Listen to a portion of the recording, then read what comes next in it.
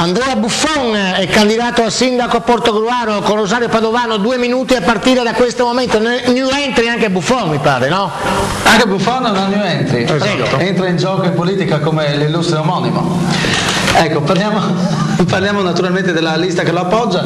Rifondazione Comunisti e Comunisti Italiani, perseguite un attimo quello che è l'obiettivo delle europee, se non sbaglio. Sì, esatto, il nostro obiettivo è comunque presentare una lista della sinistra unita, una sinistra che non si vergogna della propria tradizione di portare con sé i simboli del lavoro. Però ecco, i simboli non devono essere, come dire, un peso, ma devono essere una risorsa e essere utilizzati affinché il programma corrisponda a quelle che sono le esigenze delle fasce sociali più deboli e affinché tutte le fasce della popolazione siano rappresentate nelle istituzioni.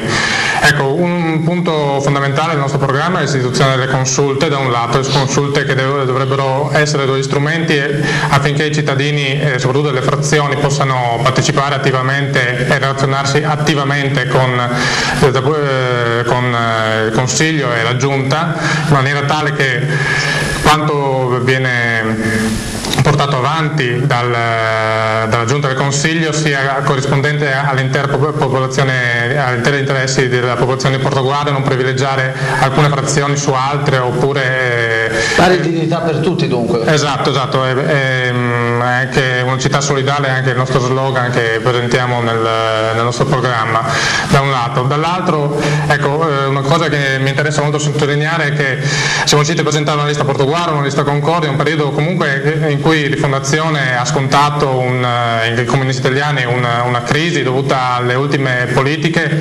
Noi abbiamo ritrovato la forza come militanti di essere presenti nei luoghi della politica ma anche nei luoghi di lavoro e dove ci sono le vertenze sociali più importanti. È un punto secondo me d'onore anche di importanza che fa notare come ci siamo ancora e vogliamo ancora dire la nostra in maniera forte e preponderante nella politica sia italiana che portoghese. Ringraziamo Andrea Buffon, la linea alla redazione centrale.